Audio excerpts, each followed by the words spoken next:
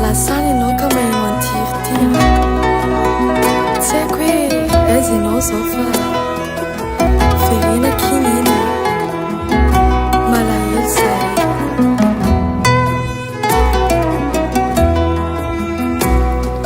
Sejaka lasany anao ka mba maheno anahy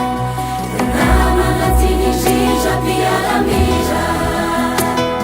mivavaka ho anao zay maratsy arive toyane no misy anahy mivavaka ny alahady tsy manadino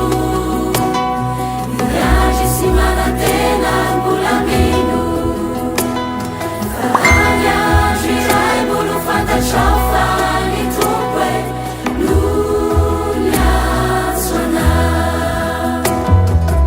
Alena fanafota mifanampona laina mpahiranany izy ny fotoana voaketiky satana ka tapakevitra lasa niveindalana amin'ny adalana nisopatra azy loatra ny atanorana tsy hainy nitondra lay atsarana vonahitansirony tamana lasa navita zavatra nikakana sejaka lasany anao ka mba maheno anahy namana tinizija mpiara-mira mivavaka ho anao zay maratsy arive toyane no misy anahy mivavaka ny alahady tsy manadino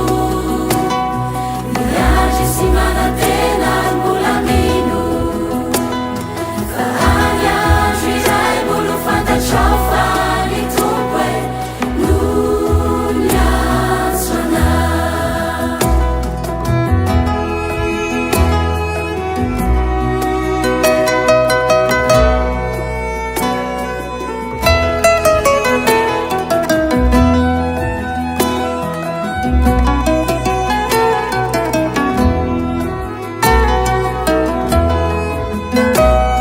Nanjary nampalahelo raha iaman-dreny lasa tsy niverina tsy niteny fa raha mandreny atsinahy anao tsaro